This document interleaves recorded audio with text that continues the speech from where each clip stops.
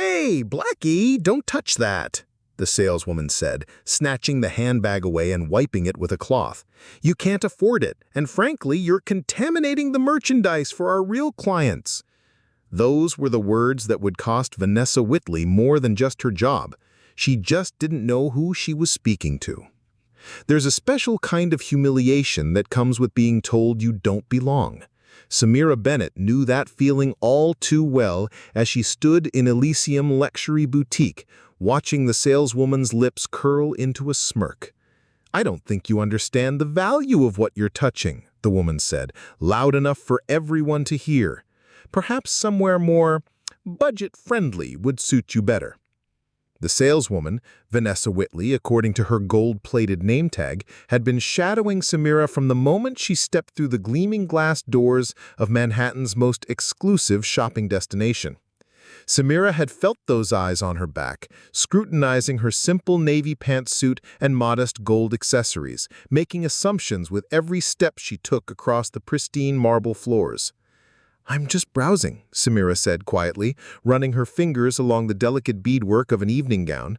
The price tag was discreetly tucked away, as was customary in establishments where the actual cost of items was considered vulgar to display openly. Vanessa hummed, unconvinced. Her platinum blonde hair was pulled back in a severe bun that accentuated her sharp cheekbones. "That particular piece is from our limited Parisian collection. Only 20 were made worldwide."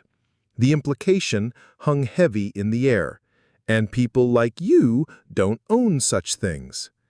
Samira nodded and moved toward a display of handcrafted leather bags. She picked up a small burgundy clutch with gold hardware, admiring the craftsmanship. Within seconds, Vanessa's manicured hand appeared, plucking the item from her grasp. "Let me put this back for you. These are quite delicate."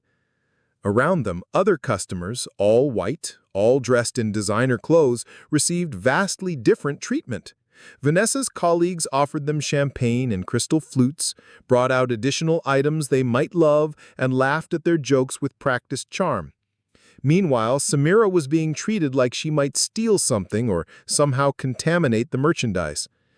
"Actually," Samira said, her voice stronger now, "I'd like to see that necklace." She pointed to a stunning diamond and sapphire piece in the central display case. Vanessa's eyebrows shot up, disappearing beneath her severe bangs. She exchanged a look with another saleswoman who barely suppressed a snicker.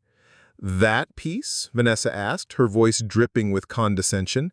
"That's our signature celestial collection. The centerpiece alone is a 5-carat blue diamond." "Yes, I know. I'd still like to see it." "It's $175,000, Vanessa stated flatly. Samira met her gaze. "I understand." With obvious reluctance, Vanessa retrieved the necklace, holding it just far enough away that Samira would have to ask her to move closer. Instead, Samira stepped forward, closing the distance herself. "It really is beautiful," Samira commented, reaching out to touch it. Vanessa pulled it back slightly. "Perhaps we should discuss your budget first. We do have some lovely costume pieces starting at around $500. The flush of heat that crawled up Samira's neck wasn't from embarrassment, it was anger, carefully controlled. She'd faced this type of treatment before, but it never got easier. "Actually," Samira said, her voice stronger now, "I'm looking for something special for an upcoming event." "What sort of event?" Vanessa asked, skepticism evident in her tone. "A charity gala." "I see." Vanessa's eyes traveled from Samira's sensible low heels to her simple gold stud earrings. "And you're attending this gala?" "Yes." "As a guest?" The implication was clear. Surely she must be catering staff or perhaps someone's assistant. Before Samira could respond, another customer approached, an older white woman dripping in diamonds, her silver hair professionally colored and styled. Vanessa's demeanor transformed instantly. "Mrs. Harrington, wonderful to see you again," she gushed, immediately placing the necklace back in the case and turning her back on Samira. "Your earrings came in and they're absolutely divine." Samira stood there, suddenly invisible. She could have walked out then, but something kept her rooted to the spot. Years of similar experiences had taught her what came next. The pointed glances, the whispered comments, the security guard who would suddenly find a reason to hover nearby. On right cue, a broad-shouldered man in a black suit appeared at the edge of the display area, his eyes fixed on Samira, the store's loss prevention officer, no doubt. Vanessa was still fawning over Mrs. Harrington when Samira approached them again. "Excuse me," she said politely. Vanessa's smile froze. "I'll be with you in a moment," she replied dismissively before turning back to Mrs. Harrington. "I've been waiting for 15 minutes, Samira said, her voice firm but calm. Vanessa finally turned to face her, no longer bothering to hide her disdain. "Listen," she said, her voice rising just enough to attract the attention of nearby shoppers. "This isn't the place for browsing if you're not a serious buyer." "I am a serious buyer." "You can't afford this," Vanessa said loudly, her words slicing through the ambient music and hushed conversations. "You're wasting my time when I have actual customers to attend to." The entire store seemed to pause. Other shoppers stared. Some looked embarrassed, others simply curious. No one intervened. Samira felt that familiar knot in her stomach, the one that formed whenever she was reminded that no matter her accomplishments, some people would only ever see her skin color. "I'd like to speak to your manager," Samira said quietly. "By all means," Vanessa replied with a smirk. "Gregory will tell you the same thing. We reserve the right to refuse service to anyone." Samira nodded once, her expression unreadable. Without another word, she turned and walked toward the exit, her head held high despite the weight of every stare following her. Outside on Fifth Avenue, the autumn air felt cool against her flushed skin. Samira took a deep breath, then reached for her phone. She scrolled through her contacts until she found the name she was looking for. "Michael, how's the Lux International acquisition coming along?" She listened for a moment, her eyes fixed on the gleaming Elysium storefront. "Excellent. I'd like to expedite things. Yes, today if possible." Another pause. "No, I'm actually standing outside one of their flagship stores right now, Elysium on Fifth Ave." She smiled slightly. "Let's just say I've had an illuminating customer experience. I'll need the full portfolio in an hour. And Michael, bring the legal team." Samira ended the call, slipped her phone back into her purse, and checked her watch. She had just enough time to grab a coffee before returning to finish what she'd started. Precisely 45 minutes later, Samira pushed through the doors of Elysium once again. This time, her spine was iron, her purpose clear. The same security guard noticed her immediately, nudging a colleague and nodding in her direction.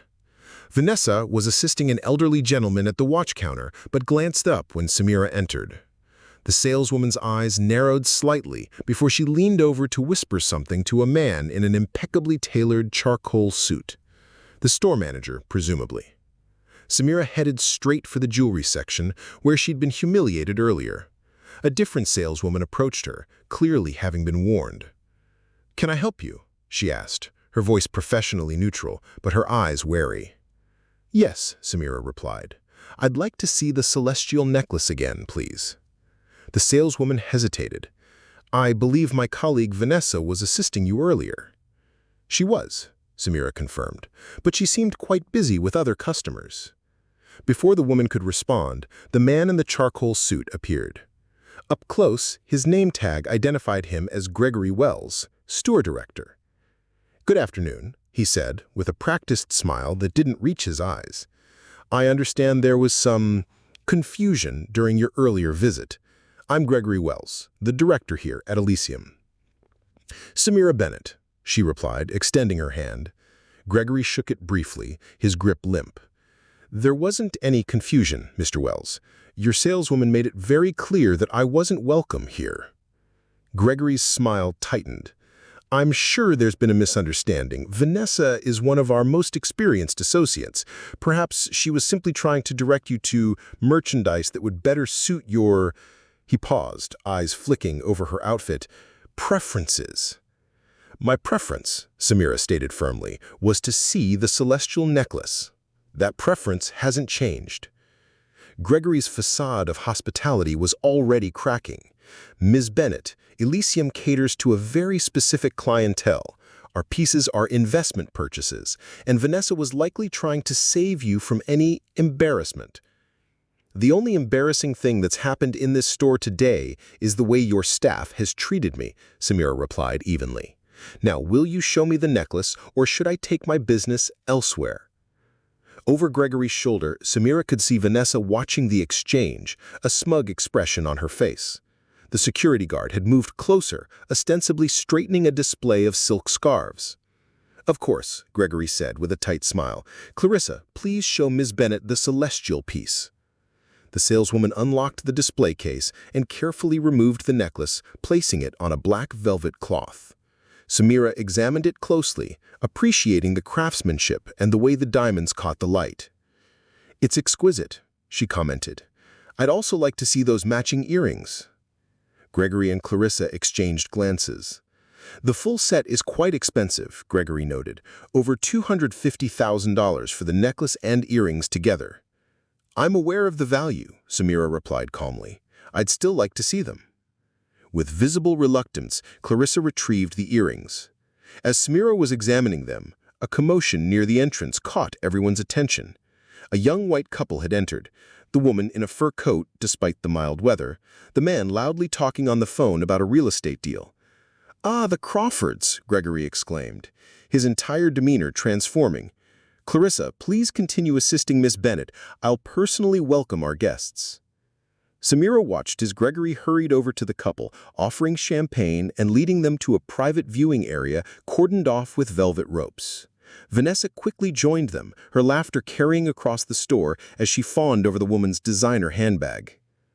I think I'd like to try these on, Samira said, returning her attention to Clarissa. The saleswoman looked uncomfortable. I'll need to get approval from the manager for that. For trying on jewelry? Samira asked incredulously. Is that standard procedure for all customers? Clarissa didn't answer, scurrying off to speak with Gregory. While waiting, Samira noticed other customers being assisted, all trying on merchandise, none requiring manager approval. After a hushed conversation, Gregory returned with Clarissa trailing behind him. Vanessa had taken over with the Crawfords. Ms. Bennett, Gregory began, his voice now firm, I'm afraid we can't allow you to try on these particular pieces today. Why not? They require special handling, and our jewelry specialist is unavailable. Your jewelry specialist was helping me try on earrings just 20 minutes ago, interjected a white woman at a nearby counter, looking confused. She immediately seemed to regret speaking up when Gregory shot him a sharp glance. Samira didn't miss a beat. I see. So your jewelry specialist is available for some customers, but not others. Gregory's jaw tightened. Ms. Bennett, I think we both know what's happening here. You're trying to create a scene. No, Mr. Wells. I'm trying to be treated with the same respect you show your other customers. Perhaps, he lowered his voice, you might be more comfortable shopping somewhere that caters to your demographic. I can recommend several perfectly adequate stores in other neighborhoods. My demographic, Samira repeated, raising an eyebrow. And what demographic would that be, exactly? Gregory's face flushed. I simply meant... I know exactly what you meant, Samira interrupted. She glanced at the security guard who had moved even closer, hand resting on his radio. Is he here to escort me out? Only if necessary, Gregory replied, abandoning all pretense of customer service. Look, you've had your fun, you've made your point, but this is a place of business and you're disrupting our other customers. Vanessa chose that moment to return, sidling up to Gregory. Is there a problem? She asked, eyeing Samira with undisguised contempt. Ms. Bennett was just leaving, Gregory stated. Actually, Samira countered, I wasn't. I'm here to make a purchase. Vanessa let out a small, derisive laugh. Honey, stop wasting everyone's time. We all know you can't afford anything in this store. The Crawford woman was watching the exchange now, whispering to her husband, who glanced over with a mixture of curiosity and discomfort. You have no idea what I can or cannot afford, Samira said quietly. Look at you, Vanessa sneered, gesturing dismissively at Samira's outfit. That suit is from last season's Nordstrom Rack collection. Your shoes are scuffed. You're wearing a $20 watch. You don't belong here, and we all know it." Gregory looked momentarily uncomfortable with Vanessa's bluntness, but made no move to contradict her. "I think it would be best if you left now," he said to Samira, "before we need to involve security." Samira looked around the store, at the hostile faces of the staff, the averted gazes of other customers, the security guard now openly staring her down. She could fight this battle, demand to speak to corporate offices, file complaints, but she had a better idea. "I'd like to speak to the owner," she said calmly. Gregory and Vanessa exchanged amused glances.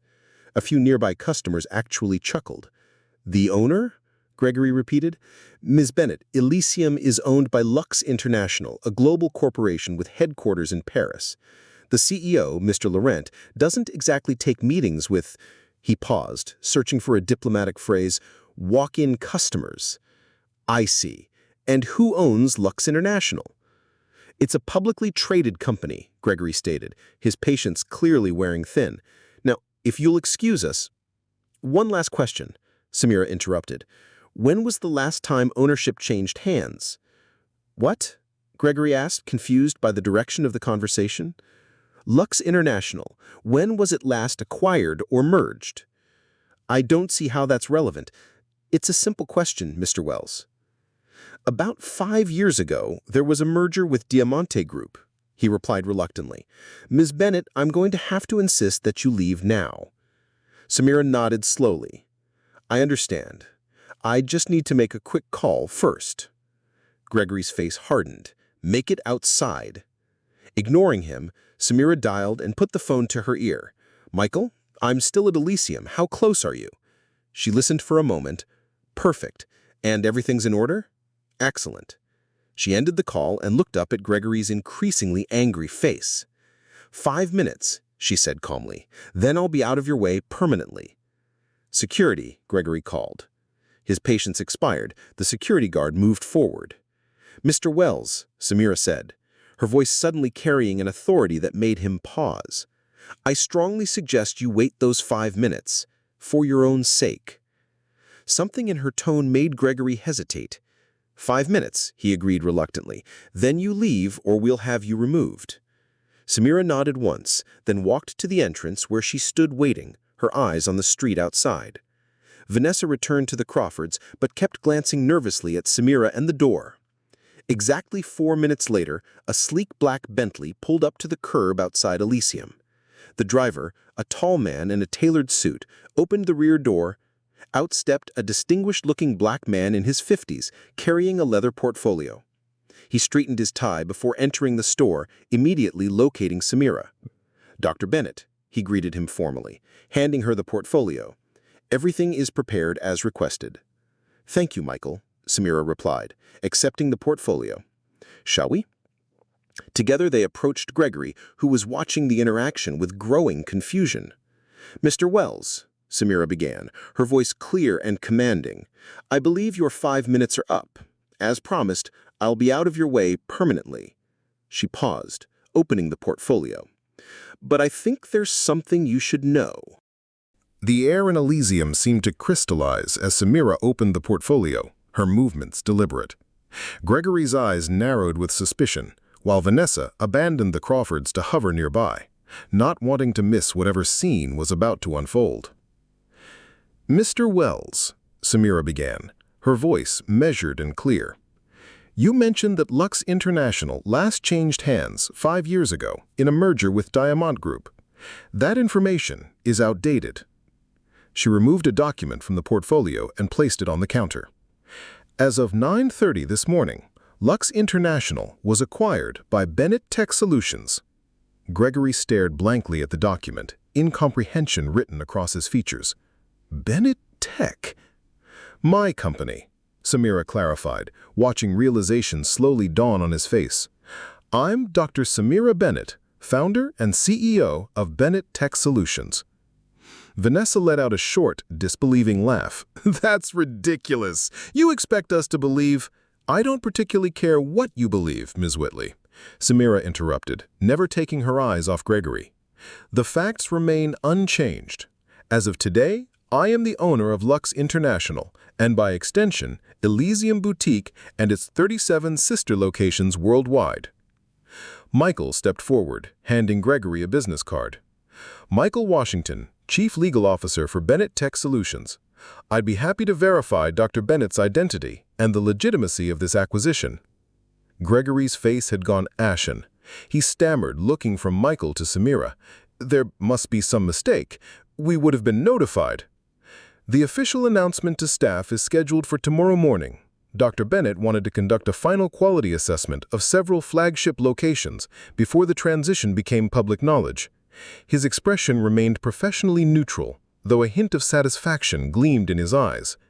Essentially, she was mystery shopping her new acquisition. The pieces were finally clicking into place for Gregory. His mouth opened and closed several times before he managed to speak. Dr. Bennett, we had no idea. Clearly, Samira replied dryly. This town had entirely silent. Customers and staff alike were watching the exchange, trying to piece together what was happening. The Crawfords had abandoned their champagne to move closer. This is absurd, Vanessa declared, snatching the acquisition document from the counter. Anyone could print this off. This doesn't prove anything. She scanned the paper, her confidence faltering as she read the official seals and notarizations. Samira calmly took out her phone and opened a financial news app. She turned the screen toward Vanessa and Gregory. The headline was unmistakable. Breaking: Bennett Tech acquires luxury retail giant Lux International in surprise $2.7 billion deal. If you scroll down, Samira suggested, you'll see my photo. Vanessa's hand shook as she swiped the screen, revealing Samira's professional headshot alongside a brief biography detailing her rise from software developer to tech industry powerhouse. The saleswoman's face drained of color. That's you, she whispered. Yes, that's me. Gregory had begun sweating visibly, suddenly looking much older than he had minutes before. Dr. Bennett, we had no idea. Clearly, Samira replied dryly. This town had so far I am now the owner of this establishment, and yes, I was just denied service in my own store because of the color of my skin. Gasps and murmurs rippled through the onlookers. Several customers looked mortified, while others seemed fascinated by the dramatic turn of events. The security guard had backed away, suddenly very interested in straightening his tie. Michael opened his briefcase and removed another folder. Dr. Bennett, the preliminary customer service audit you requested. Thank you, Michael. Samira opened the folder, revealing pages of data. Interesting. According to our mystery shopper reports from the past month, non-white customers at this location were 3 times more likely to be followed by security, twice as likely to be denied trying on high-value merchandise, and waited an average of 12 minutes longer for assistance. She looked up at Gregory. Care to explain? Those statistics could be interpreted in many ways, Gregory protested weakly. Indeed they could, Samira agreed. Which is why we also have these. Michael handed her a tablet displaying security footage from the store. Your own cameras tell quite a story, Mr. Wells. Over the past week alone, we've documented 17 incidents of discriminatory treatment. She swiped through several clips showing clear disparities in how customers were treated based on their appearance. The Crawford woman suddenly stepped forward. I saw what happened earlier. The way you treated you was appalling. I should have said something. Thank you, Samira acknowledged with a small nod. Though I appreciate your recognition now, silence in the moment is its own statement. Vanessa had begun inching away, perhaps hoping to disappear into the back room, but Samira called after her. Ms. Whitley, please stay. This concerns you directly.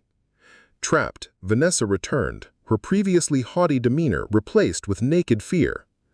I came here today as a customer, but I'm leaving as an owner who has seen firsthand the toxic culture that's been allowed to flourish in this establishment.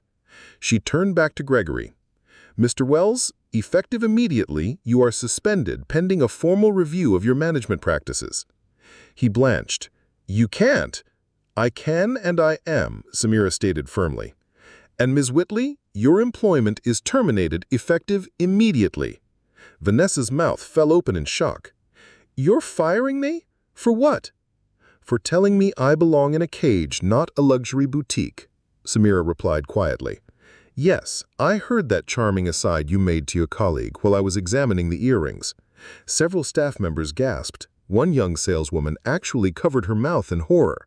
That's not, I didn't mean... I think your words and intentions were perfectly clear. Samira replied. Michael, please escort Miss Whitley to collect her personal belongings, then see her out. As Michael led a shell-shocked Vanessa toward the back office, Samira addressed the remaining staff. The rest of you will continue your normal duties for now. Tomorrow morning at 9 a.m., there will be a mandatory all-staff meeting to discuss the future of Elysium under new management. She turned to leave, but paused when Gregory called after her. Dr. Bennett, please, he pleaded, desperation evident in his voice. I have a family, a mortgage. This job is everything to me. Samira regarded him thoughtfully. Mr. Wells, did it ever occur to you that the people you discriminated against also had families, dreams, dignity? She shook her head slightly. Unlike you, I believe in second chances. Your suspension is not a termination, yet. How you conduct yourself during the review process will determine your future with this company. With that, she turned and walked out of Elysium, Michael rejoining her after having escorted Vanessa out through a back entrance. As they slid into the waiting Bentley, Michael allowed himself a small smile. That was quite a show, though I don't recall the acquisition plan including a personal visit to get insulted by sales staff. Samira sighed, the composure she'd maintained inside the store finally slipping. It wasn't planned. I really did just want to pick out something for the gala. And instead, you uncovered a discrimination problem on day one of ownership. The board is going to love this. The board will have to deal with it, because this isn't just about one bad experience or one store. This is systemic. As the car pulled away from the curb, Samira gazed back at the gleaming storefront of Elysium. For a moment, she wasn't the billionaire tech CEO who had just completed a multi-billion-dollar acquisition. She was a 12-year-old girl again, standing outside that same store, nose pressed against the glass, dreaming of the day she'd be allowed inside. Take me to the office, Michael, she said quietly. We have work to do. The sleek elevator climbed silently to the top floor of the Bennett Tech Solutions headquarters in downtown Manhattan. Samira watched the floor numbers tick upward, her mind replaying the confrontation at Elysium. Even now, hours later, the sting of Vanessa's words lingered. You can't afford this. 4 simple words that carried the weight of a lifetime of similar dismissals. The elevator doors opened onto the executive floor.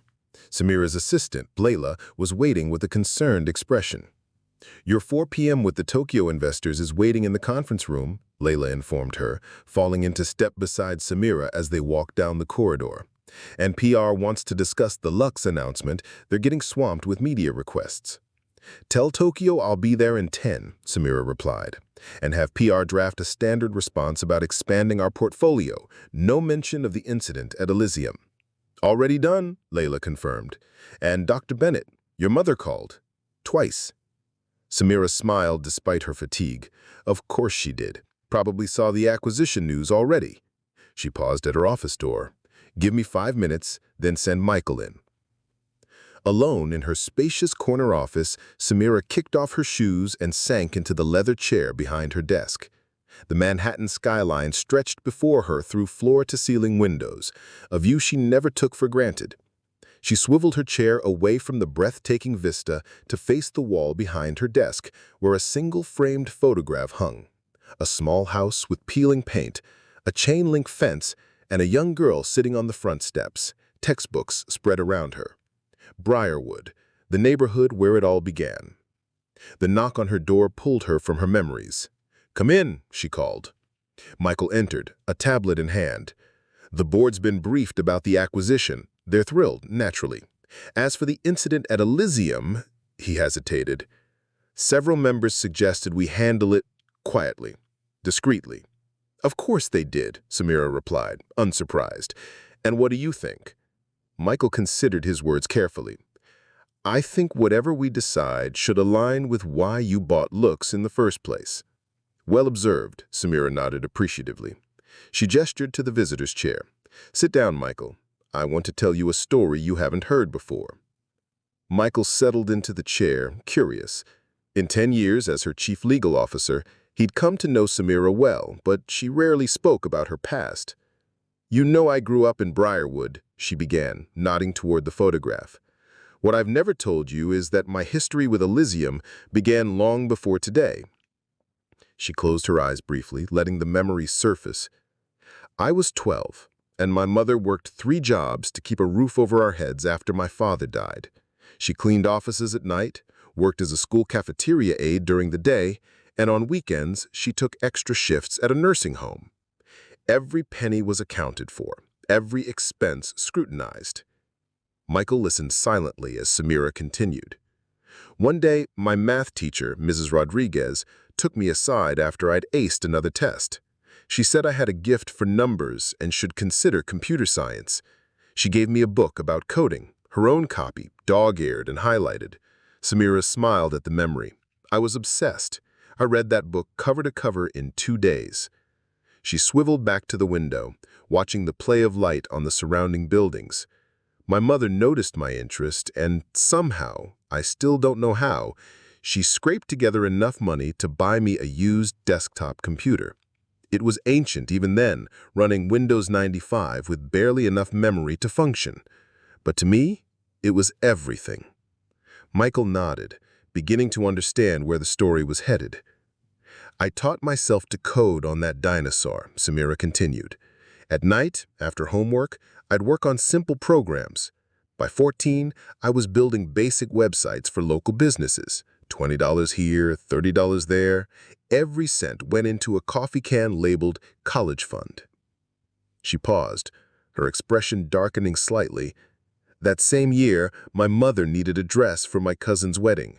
She'd been wearing the same dress to every special occasion for years, and it was falling apart. One Saturday, we took the subway to Manhattan.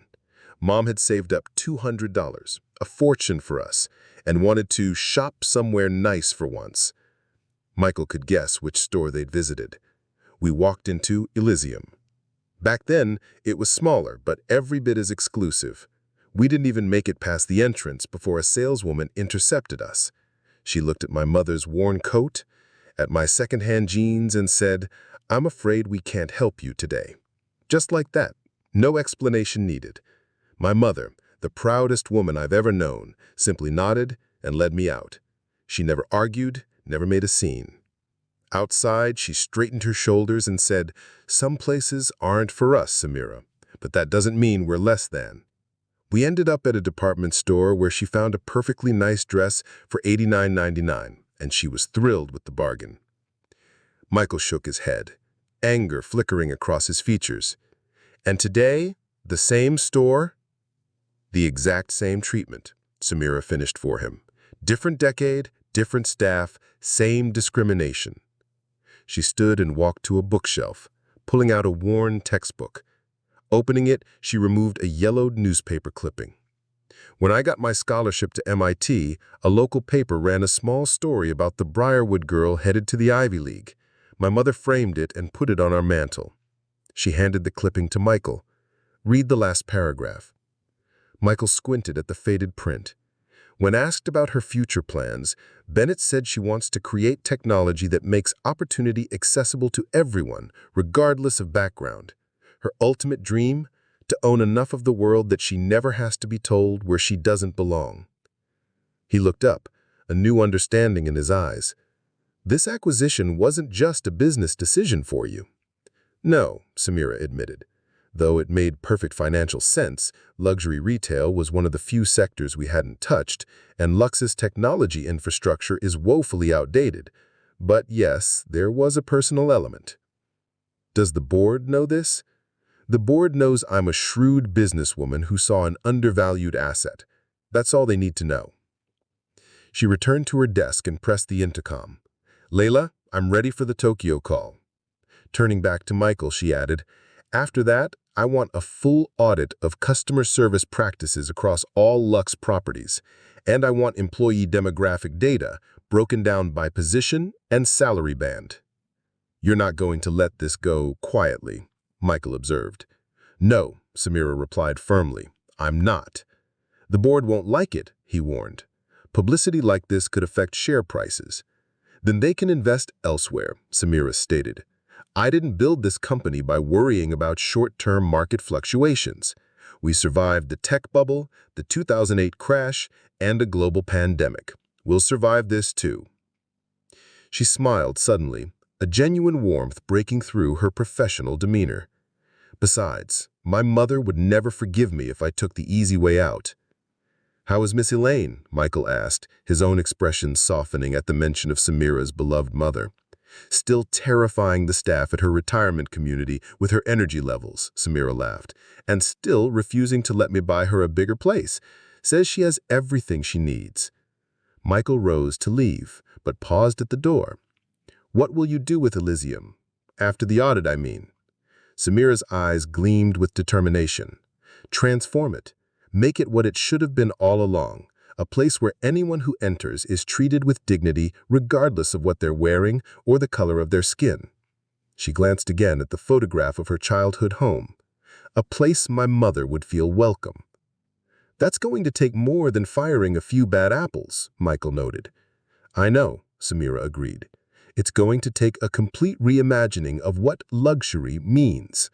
And we're going to start tomorrow at 9 a.m. sharp." After Michael left, Samira took a moment to call her mother before the Tokyo meeting. "I saw the news," Elaine Bennett exclaimed without preamble when she answered. "My baby owns Lux now. The same Lux with those fancy stores?" "The very same, Mom," Samira confirmed, smiling at her mother's enthusiasm. "Lord have mercy! Who'd have thought? My little girl who used to fix the neighbors' computers for candy money." "It's just another acquisition," Samira said, modestly.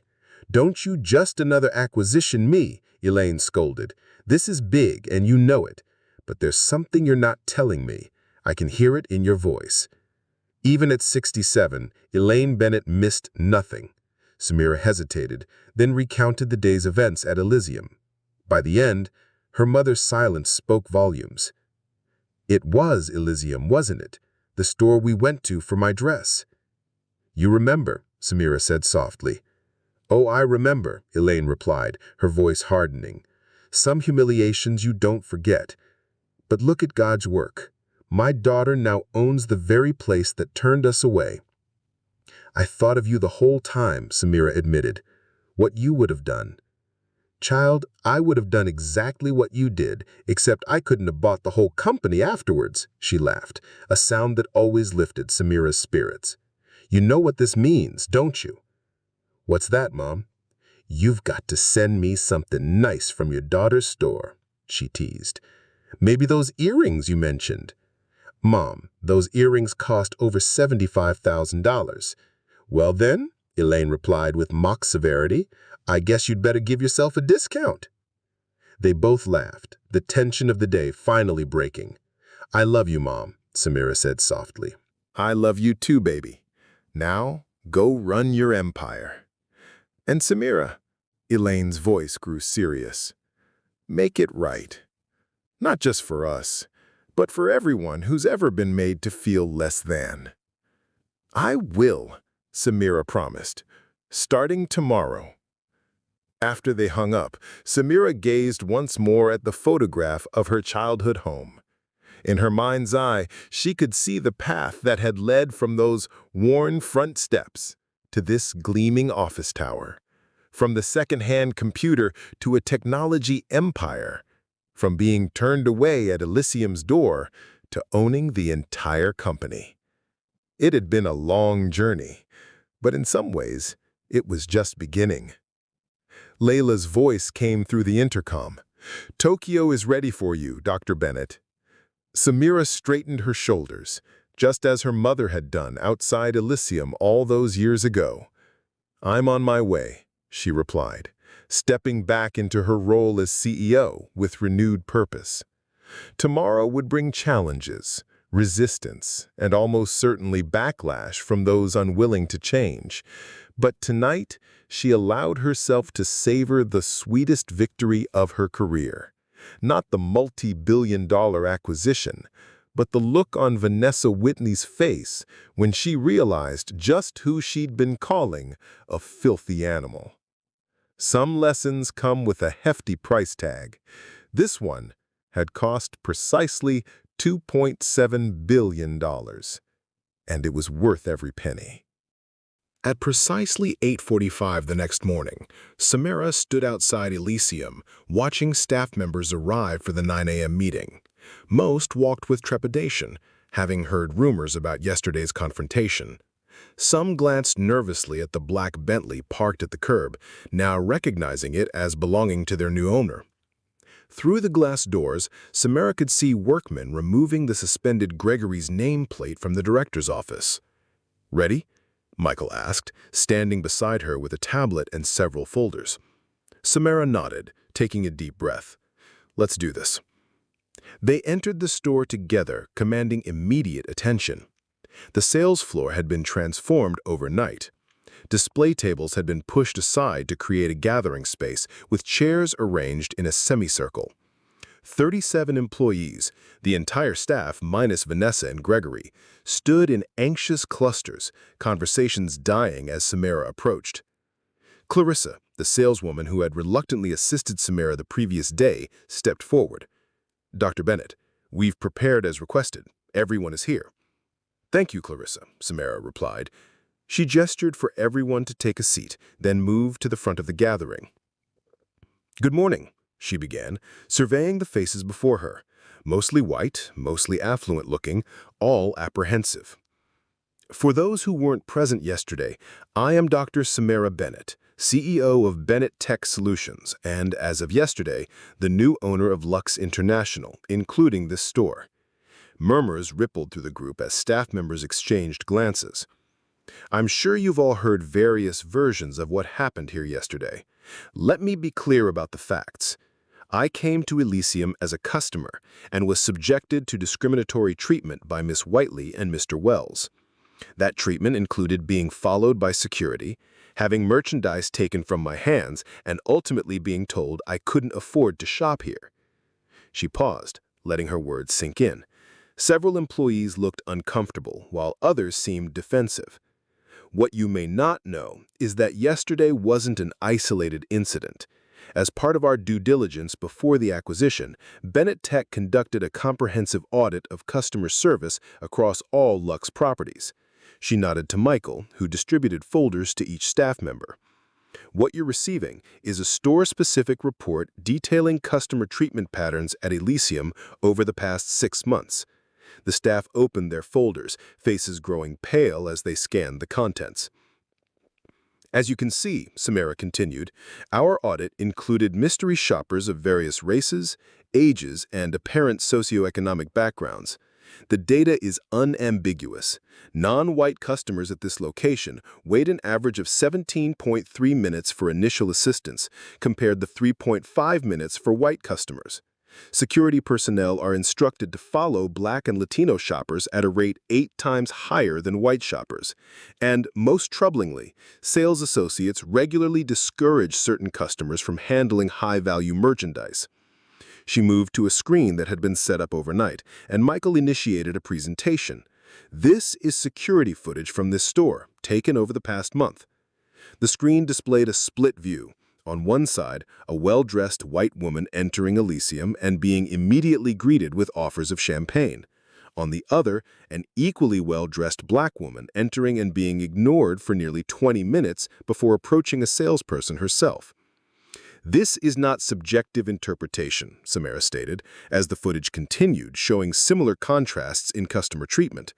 "This is documented evidence of systemic discrimination." A middle-aged sales associate in the front row raised her hand.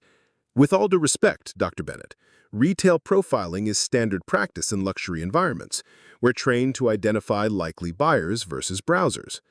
"And how exactly are you trained to identify likely buyers, Ms. Richardson?" "Patricia Richardson," the woman replied. "We look for signals. Quality of clothing, accessories, grooming. It's not about race, it's about recognizing our target demographic. I see. And what signals did I give yesterday that I wasn't your target demographic? She shifted uncomfortably. I wasn't involved in that incident. No, but you were present, Samara countered, and based on our footage, you've demonstrated similar patterns of selective service. She turned to address the entire group. Let's be absolutely clear. What you're calling standard practice is textbook discrimination, and it ends today. She clicked to the next slide, which displayed customer purchase data. Here's what your target demographic approach has cost this store financially. Over the past year, Elysium turned away or discouraged an estimated 230 potential high-value customers based on appearance. Conservative projections suggest this represented over $4.2 million in lost sales. That number caught everyone's attention. Luxury retail staff, whose compensation included significant commission components, suddenly looked much more concerned. Discrimination isn't just morally wrong, it's bad business. She moved away from the screen, walking slowly among the seated staff. Now, I want to share something personal with all of you. Her voice softened slightly. This isn't my first visit to Elysium. 16 years ago, I came here with my mother, who had saved for months to buy a dress for a special occasion. We were turned away at the door. No explanation given, just a clear message that we didn't belong. Patricia Richardson's face drained of color. I remember, she whispered. I was the junior associate that day. The floor manager told me to— I know what happened, Samara interrupted. What matters is what happens next. She returned to the front of the room. I'm not here for revenge or to clean house, though changes are clearly necessary. I'm here because luxury retail has an opportunity to evolve. Exclusivity doesn't have to mean exclusion. Quality doesn't have to be gatekept. Excellence in customer service means serving all customers excellently. Michael handed her another folder, thicker than the others. This contains the complete findings of our audit, including individual performance evaluations based on customer interactions. She set it on a central display table. I'll be reviewing this in detail with whoever becomes the new director of this location. A tense silence fell over the room.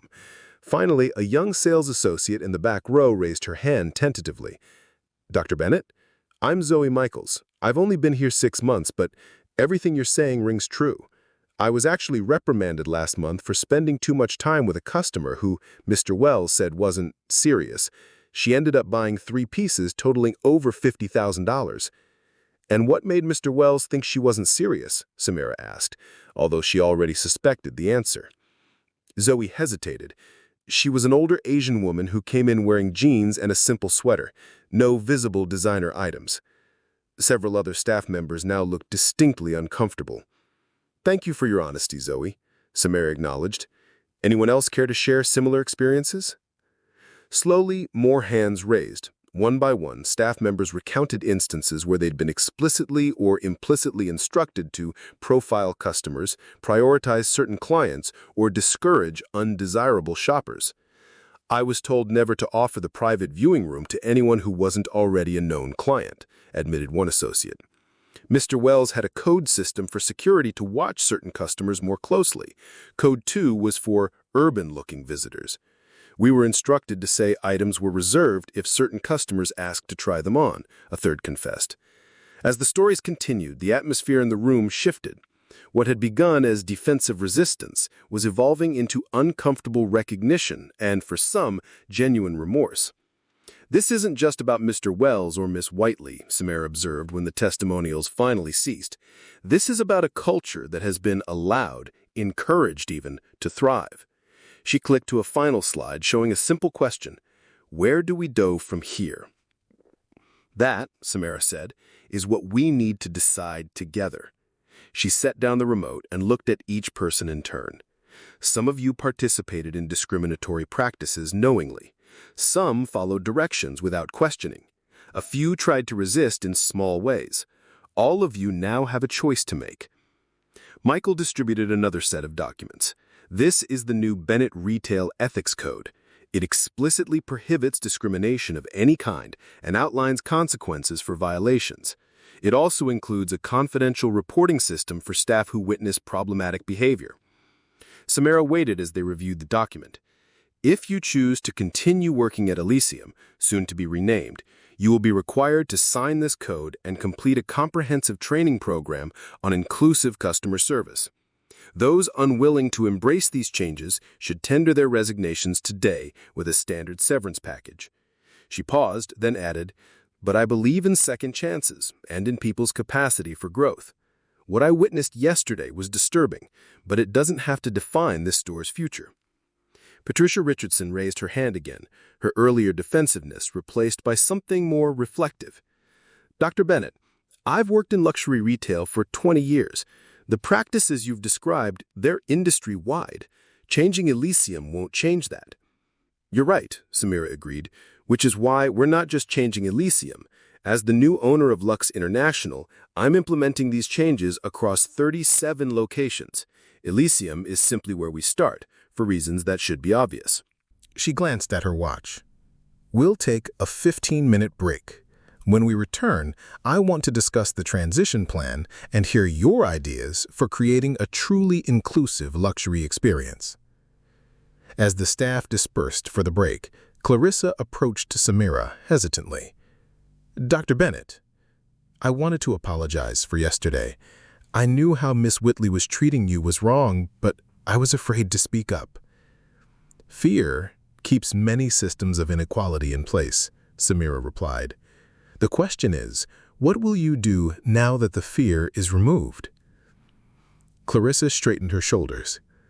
"I'd like to be part of the change, if you'll give me that chance." Samira nodded thoughtfully. "Everyone deserves that opportunity. What happens next is up to you." After the break, the atmosphere had shifted noticeably. Staff members who had arrived defensive and nervous now seemed cautiously engaged, some even approaching the meeting with visible enthusiasm. "Before we discuss the future," Samira announced as they reconvened, "there's one more piece of the past we need to address." She nodded to Michael, who opened a laptop displaying customer complaint records. Over the past 3 years, Elysium received 142 formal complaints about discriminatory treatment. Under Mr. Wells's direction, every single complaint was dismissed as unsubstantiated, despite clear supporting evidence in many cases. Samira took over. "As part of our commitment to accountability, Bennett Retail will be personally reaching out to each of these customers with a formal apology and an invitation to return to our transformed store." She paused, making eye contact with several staff members. "And I would ask that those of you who were directly involved in these incidents consider adding your own personal apologies." The request hung in the air, not a command from the new owner, but an invitation to participate in making amends. After a moment's hesitation, several associates nodded their agreement. "Now," Samara continued, "let's talk about transformation." For the next 2 hours, Samira led a surprisingly productive discussion about reimagining luxury retail.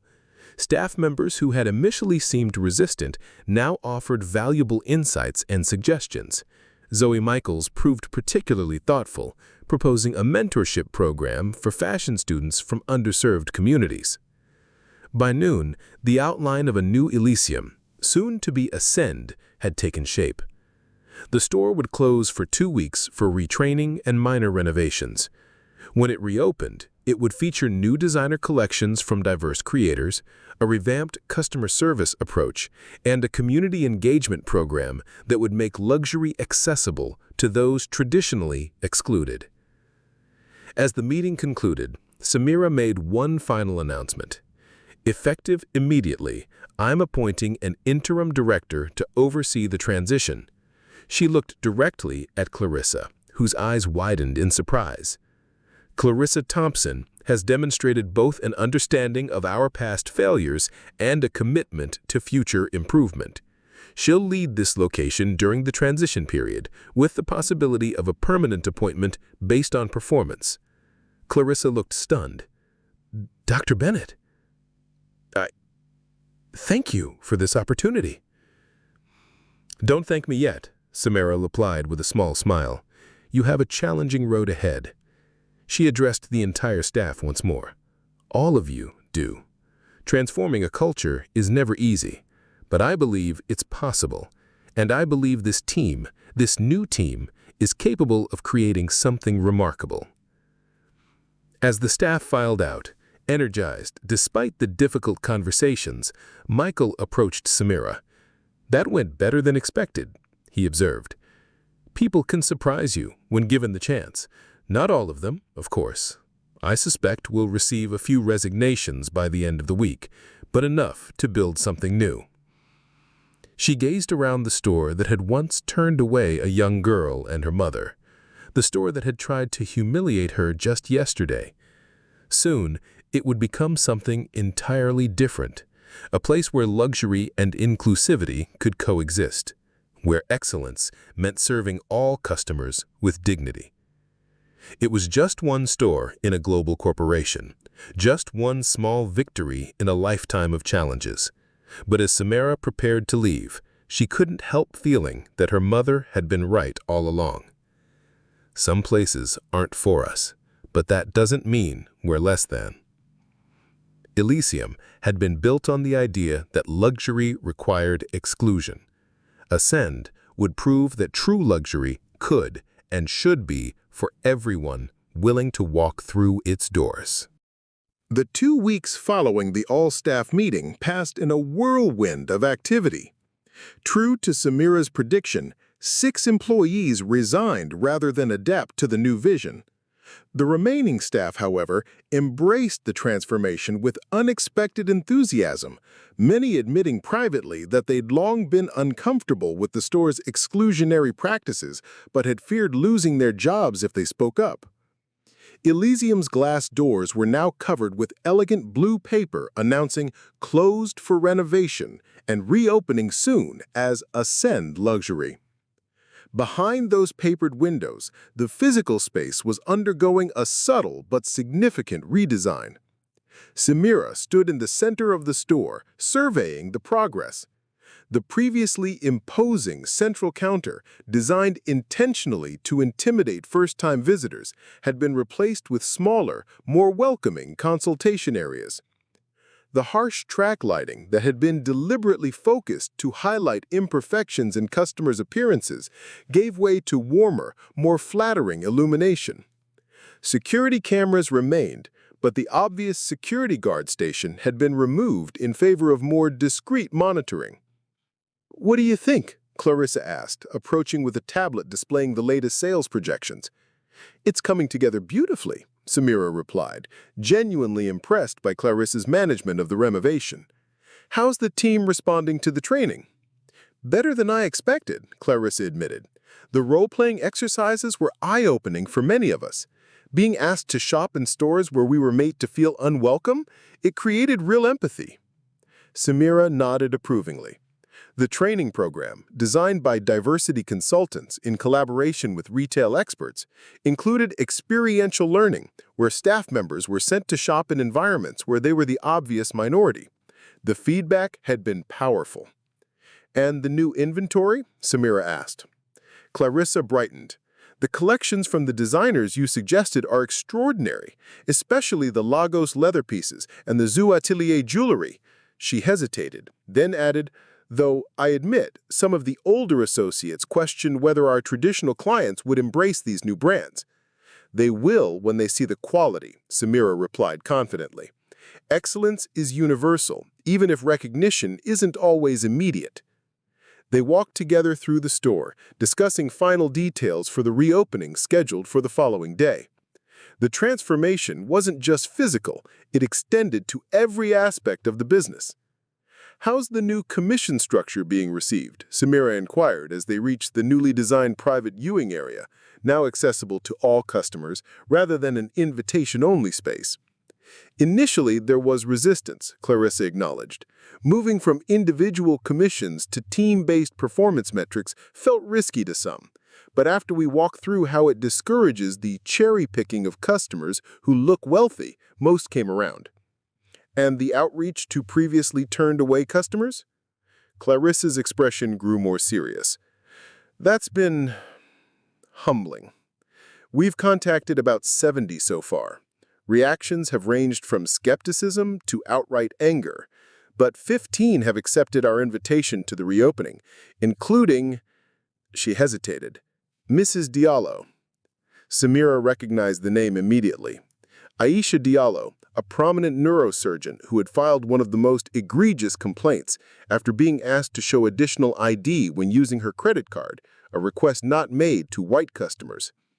I'll make a point of speaking with her personally, Samira noted. As they completed their walkthrough, Michael joined them, a concerned expression on his face. "We've got a situation," he said quietly. "Gregory Wells is giving interviews to fashion blogs about the changes. He's characterizing the new approach as sacrificing luxury standards for political correctness and claiming that catering to the mass market will destroy the exclusivity that makes luxury luxury." Samira's expression remained unchanged. "I expected as much. Is he gaining traction?" "Some," Michael admitted. "The traditional luxury publications are giving him a platform, but interestingly, younger fashion influencers are pushing back hard, praising Bennett Retail for disrupting an outdated model." "Forward the positive coverage to our marketing team," Samira instructed. "They can amplify those voices without directly engaging with Gregory. We won't dignify his comments with a response." She checked her watch. "I need to head back to headquarters for the board update. Clarissa, excellent work here. I'm confident tomorrow will be a success." As Samira departed, she felt a mix of satisfaction and anticipation. The transformation of Elysium into Ascend represented more than a rebranding. It was a reimagining of what luxury retail could be. Whether it would succeed financially remained to be seen, but the cultural shift was already underway. The reopening day arrived with unexpected media attention. What Samira had envisioned as a relatively quiet launch had become a much-discussed event in fashion circles, fueled partly by Gregory's criticisms and partly by growing industry interest in whether luxury and inclusivity could truly coexist. By 9 a.m., an hour before the official opening, a small crowd had gathered outside the store. Photographers from fashion magazines mingled with curious onlookers and invited guests, all eager to see the transformed space. Inside, Samira addressed the staff one final time. "Today isn't just the opening of a store," she told the assembled team, now wearing the new Ascend uniforms, elegant but approachable designs in deep blue. "It's the beginning of a movement to redefine luxury itself. Each of you represents that vision. Remember, true exclusivity comes from exceptional quality and service, not from excluding people based on appearance or assumptions." She looked around at the nervous but determined faces. Some of today's visitors will be returning after previously negative experiences. Others will be entering a luxury boutique for the first time, perhaps feeling uncertain about whether they belong. Your job is to ensure that everyone feels welcomed and valued. At precisely 10 a.m., the doors opened. Clarissa greeted the first arrivals, directing them to refreshment stations, offering non-alcoholic options alongside the traditional champagne. The new Ascend logo, a stylized A rising upward, gleamed from displays featuring diverse models wearing the store's collections. Samira intentionally remained in the background, observing interactions and gauging reactions. She noticed with approval that staff members were engaging equally with all visitors, regardless of apparent wealth or background. The atmosphere was elegant without being intimidating, exclusive without being exclusionary. An hour into the event, Samira spotted Dr. Aisha Diallo entering the store. The neurosurgeon paused just inside the entrance, her expression guarded as she took in the changes. Samira approached her directly. "Dr. Diallo, thank you for coming. I'm Samira Bennett." Recognition dawned in the doctor's eyes. "The new owner. Your invitation was unexpected." Understandably so, Samira acknowledged. Your experience here was inexcusable. Yes, it was, Dr. Diallo agreed, her tone matter-of-fact. Being asked to show additional ID after my credit card was approved, watching white customers sail through without the same scrutiny, it was humiliating. It was also discriminatory and illegal, Samira stated clearly, which is why I wanted to personally assure you that such practices have been eliminated, the employees involved have been replaced, and new systems are in place to prevent similar incidents. Dr. Diallo's expression remained skeptical. That's commendable, but how do I know this isn't just a temporary PR exercise? A fair question, Samira admitted. The true test will be consistent experience over time. But as evidence of our commitment, I'd like to show you something. She led Dr. Diallo to a discreet alcove near the rear of the store where a small plaque had been installed. It read, "Ascend acknowledges past failures in creating a truly welcoming environment for all customers. We are committed to ensuring that excellence in service is extended equally to every person who enters our doors.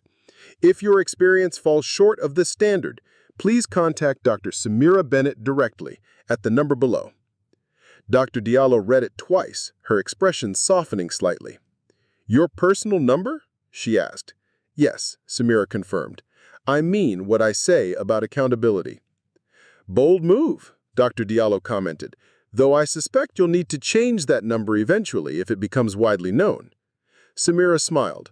"Perhaps, but the symbolism matters, especially now." She gestured to the store around them. "I'd be honored if you'd explore the new collections. The Zoo Atelier pieces in particular might interest you. The designer draws inspiration from neural networks." As Dr. Diallo moved further into the store, now engaged in conversation with Zoe about the designer's background, Samira felt a small but significant victory. One customer at a time, one interaction at a time, the culture was shifting. Throughout the day, Samira observed dozens of similar moments. Previously alienated customers cautiously returning, first-time visitors being welcomed without judgment, and staff members providing consistent service regardless of a customer's appearance or spending potential. By closing time, the event had exceeded expectations. Sales figures were strong, media coverage was predominantly positive, and most importantly, customer feedback forms showed remarkably high satisfaction scores from a diverse range of visitors. As the last guests departed, Samira gathered the staff for a brief debriefing. "You should all be proud," she told them. "Today, you've proven that luxury can be inclusive without sacrificing exclusivity. Quality, craftsmanship, and exceptional service are what make luxury special, not arbitrary barriers or discriminatory practices." She noticed several staff members fighting exhaustion after the long, emotionally demanding day. "Go home and rest. You've earned it. Tomorrow begins the real work of sustaining this culture every day, with every customer." After the staff departed, Samira remained behind with Clarissa and Michael reviewing the day's events. "The Post is calling it the democratization of luxury," Michael reported, scrolling through media coverage on his tablet. Women's Wear Daily has a surprisingly positive piece titled "Bennett's Ascend, Revolution or Evolution?" Even the traditionalists seem intrigued, if not fully convinced. "And sales figures?" Samira inquired. 37% above projections, Clarissa reported, unable to hide her surprise. "The Jo collection sold out completely, and we've already received reorders. The Lagos leather goods were also extremely popular." Samira nodded, satisfied but not surprised. Quality speaks for itself when given the chance to be seen. She walked through the now quiet store, taking in the transformation one last time before heading out. What had once been a space designed to intimidate and exclude had become something else entirely. A demonstration that true luxury could welcome everyone while compromising nothing in quality or craftsmanship. Outside, the new Ascend sign glowed softly in the evening light. Samira paused, remembering the young girl and her mother who had been turned away from these same doors all those years ago. If only they could see it now. Her phone buzzed with a message from her mother. "Saw the store on the news. So proud of you, baby. You didn't just get inside, you changed the whole place." Samira smiled. That was exactly what she'd done, and it was just the beginning. 6 months after the reopening, Ascend had become a case study in successful retail transformation. What industry skeptics had dismissed as a well-intentioned but commercially naive experiment was now being hailed as a visionary approach to luxury retail. Samira sat in her office at Bennett Tech headquarters, reviewing the quarterly reports with Michael and her CFO, Diana Chen. Ascend's revenue is up 42% compared to Elysium's performance during the same period last year, Diana reported, her tone reflecting pleased surprise. Customer acquisition has increased by 67%, with particularly strong growth among demographics previously underserved by luxury retailers. And repeat business? Samira inquired. Even more impressive, Diana confirmed. Customer retention is at 83%, significantly above industry average. The data suggests we're not just attracting new customers, we're keeping them. Michael added, the other Luxe locations that have implemented the Ascend model are showing similar trends. The Paris and Tokyo stores were initially the most resistant, but after seeing the New York numbers, they've fully embraced the approach. Samira nodded, satisfied but not complacent. What about staff turnover? That's the most surprising metric, Diana replied. Luxury retail typically sees 35 to 40% annual turnover. Ascend is tracking at just 12%. Exit interviews from other locations indicate that sales associates are finding more fulfillment in an environment free from the pressure to discriminate. And Clarissa's leadership? Samira asked. Exceptional, Michael confirmed. She's become something of an internal celebrity. 3 other store directors have requested shadowing opportunities to learn her approach. Samira smiled. Make it happen. The more cross-pollination, the better. She stood and walked to the window, looking out at the Manhattan skyline. The transformation of Elysium into Ascend represented everything she'd hoped to achieve with the Luxe acquisition. Commercial success built on ethical business practices. What about our old friends? She asked, turning back to Michael. Gregory Wells has gone remarkably quiet. Last I heard, he was consulting for a struggling luxury brand in Europe, still promoting the exclusion equals exclusivity model. As for Vanessa Whiteley, he hesitated. Yes? Samira prompted. She's working at a department store in New Jersey, entry-level, non-commission. Samira nodded, taking no pleasure in Vanessa's downfall, but recognizing the justice in it. And has she applied for any positions within the new Luxe organization? Michael looked surprised by the question. No, I doubt she would expect to be considered after what happened. If she does apply, Samira said thoughtfully, have Clarissa review her application like any other. People can change, given proper motivation and guidance.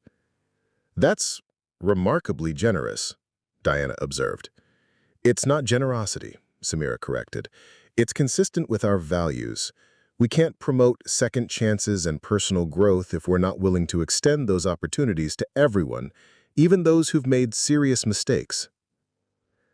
The meeting concluded shortly afterward, with plans to accelerate the Ascend model's implementation across all remaining Luxe properties. As Diana departed, Michael lingered, a question clearly on his mind. Something else? Samira inquired. I was just wondering, with Ascend's success and all the positive press, have you considered making a more public statement about what inspired the changes? The personal angle of your history with Elysium would be powerful. I've thought about it, she admitted. But this isn't about my personal vindication or any single incident. It's about changing a system that has marginalized countless people. Making it about my experience would distract from the larger issue. Fair enough, Michael acknowledged, though people are certainly curious. The mysterious tech billionaire who transformed luxury retail narrative has taken on its own life. Samira laughed. Let them speculate. I prefer to let results speak for themselves. Later that afternoon, Samira visited Ascend for a routine check-in.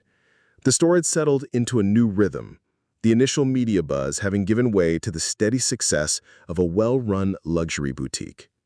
As she entered, she observed with satisfaction that the atmosphere remained exactly as she'd envisioned, elegant and refined, but genuinely welcoming. Customers of diverse backgrounds browsed the collections, receiving attentive but unpressured assistance from staff members. Clarissa greeted her warmly. "Dr. Bennett, perfect timing. We've just received the new Adatola collection you approved last month." They walked together through the store, discussing operational details and upcoming initiatives. Clarissa had blossomed in her role as director, bringing creative energy and unwavering commitment to the inclusive luxury vision. "There's someone I'd like you to meet," she said as they approached the jewelry section. "Layla Morgan, our newest team member." A young black woman looked up from arranging a display case, her expression brightening with recognition. "Dr. Bennett, it's such an honor." She extended her hand somewhat nervously. "Layla is a fashion design student at Parsons. She's part of our new internship program." "The one Zoe proposed," Samira recalled. "How are you finding it, Layla?" "Transformative," Layla replied earnestly. "I never imagined I'd have access to this world. Growing up in Brooklyn, places like this seemed—" She gestured around the store, searching for words. "Like they weren't for people like us," Samira said gently. "Exactly," Layla nodded. "The first time I came to Fifth Avenue with my mother, a security guard followed us through every store. We eventually just left, feeling humiliated." Samira felt a pang of recognition. "And now?" Layla's expression brightened. "Now I'm learning that luxury isn't about exclusion, it's about exceptional quality and craftsmanship. And I'm getting to see how a business can be both profitable and principled. And," she hesitated, then added, "you've become something of a hero among my classmates, Dr. Bennett. You're changing how we think about success in fashion."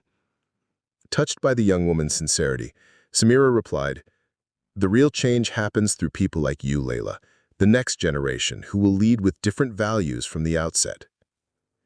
After speaking with several other staff members and customers, Samira prepared to leave. At the entrance, she paused as a young black girl, perhaps 8 or 9 years old, entered with her mother. The child's eyes widened as she took in the elegant surroundings, her expression a mixture of awe and uncertainty. "Welcome to Ascend," Zoe greeted them warmly. "Is there something specific you're looking for today?" The mother looked somewhat apprehensive. "My daughter needs a special outfit for her piano recital. It's her first solo performance." "That's wonderful," Zoe replied, genuinely enthusiastic. "We have some beautiful pieces that would be perfect for a young musician. Would you like to see them?" The little girl nodded eagerly, her initial hesitation giving way to excitement as Zoe led them toward the appropriate section, explaining each design with the same attention she would give to any client. Watching the interaction, Samira felt a deep sense of fulfillment. This is why she had purchased Luxe, why she had transformed Elysium into Ascend, not just to right a personal wrong, but to ensure that another generation of young girls wouldn't grow up feeling excluded from spaces they had every right to enter. As she stepped out onto Fifth Avenue, Samira's phone buzzed with a notification. It was a message from her assistant forwarding a social media post that was rapidly gaining attention. The post featured a photo of the Ascend storefront alongside a personal story. "6 months ago, I was turned away from this store, then Elysium, by a saleswoman who told me nothing here would fit someone like you. Today, I return to what's now Ascend. Not only was I welcomed, but the staff helped me find the perfect dress for my daughter's wedding. Whatever happened behind the scenes, thank you to the new ownership for creating a place where everyone is treated with dignity. Hashtag Ascending Beyond Bias." The post had already been shared thousands of times, with comments echoing similar experiences and appreciation for the changes. Samira smiled as she slipped her phone back into her pocket. One customer at a time, one story at a time, perceptions were shifting. The transformation wasn't just about a store, or even a store retail chain. It was about challenging the very notion that luxury and exclusion were inseparable concepts. As she walked away, Samira thought about the young girl and her mother entering Ascend for the piano recital outfit. Unlike her own childhood experience, that girl would remember walking into a luxury boutique and feeling welcomed, valued, worthy. And perhaps someday, when that girl grew up and achieved her own success, she wouldn't need to buy the store to change its culture, because Samira had already done that work for the next generation. Have you ever witnessed discrimination in a store? She wondered silently to those who might be watching her story. Share your experience in the comments. It's only by speaking up that we create awareness of these everyday injustices. The true measure of Ascend's success wasn't just in profits or press coverage. It was in these small but profound shifts in how people experienced the world. That was the real transformation. And it was just beginning. 1 year to the day after Samira Bennett was told she couldn't afford to shop at Elysium, she stood at a podium in the grand ballroom of the Plaza Hotel, accepting the Retail Innovation of the Year award. The audience, comprising fashion industry leaders, retail executives, and influential designers, applauded as she approached the microphone. "Thank you," Samira began, surveying the crowd. "This recognition belongs not to me, but to the dedicated team that transformed Ascend from concept to reality, particularly to Clarissa Thompson, whose leadership has been instrumental in our success." She gestured to Clarissa, seated at the Bennett retail table, who acknowledged the applause with a modest nod. "When we reimagined luxury retail, many industry veterans predicted failure. Exclusivity and inclusivity cannot coexist, they told us. The luxury customer expects certain standards." Samira paused, allowing the euphemism to hang in the air. Many in the audience shifted uncomfortably, aware of what those standards often entailed. 1 year later, the numbers tell a different story. Across all 37 former Luxe locations, now Ascend boutiques, revenue has increased by an average of 38%. Customer acquisition is up 54%, employee satisfaction has reached record levels, and staff turnover has plummeted. She leaned slightly toward the microphone, her voice taking on an edge of challenge. "It turns out that treating people with dignity, regardless of appearance or background, isn't just morally right, it's profoundly good business." The applause that followed was enthusiastic, but not universal. Samira noticed several tables of old-guard luxury executives remaining pointedly still. "But tonight, I want to focus not on what we've accomplished, but on what we've learned. The most valuable insight from our transformation is that true exclusivity comes from exceptional quality, craftsmanship, and service, not from excluding people based on how they look or what they wear when they walk through our doors." She paused, considering whether to share the personal story she had previously kept private. After a moment's reflection, she decided the time was right. "Many have asked what inspired this approach," Samira acknowledged. "The truth is both personal and universal. 16 years ago, my mother saved for months to buy a special dress. When we visited a luxury boutique on Fifth Avenue, we were turned away at the door. No explanation given. Our appearance had already told the staff all they thought they needed to know." The room had gone completely silent. That boutique was Elysium, the very store that would one day become the flagship Ascend location. She allowed herself a small smile. Life has a certain poetry sometimes. Samira's gaze swept across the audience, making deliberate eye contact with those who had been most vocal in criticizing her approach. The luxury industry has traditionally operated on the premise that exclusion creates desire. But what if we've been wrong?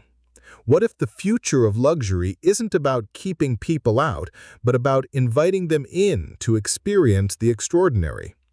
She gestured to Layla Morgan, now a full-time designer for Ascend's Emerging Talent program, seated proudly at the Bennett retail table. "By embracing inclusion, we haven't diluted our brand, we've strengthened it. By welcoming diverse customers, we haven't compromised on quality, we've discovered new markets and perspectives. And by creating environments where everyone is treated with dignity, we haven't lost our exclusivity, we've redefined it. As Samira concluded her acceptance speech, the applause was thunderous.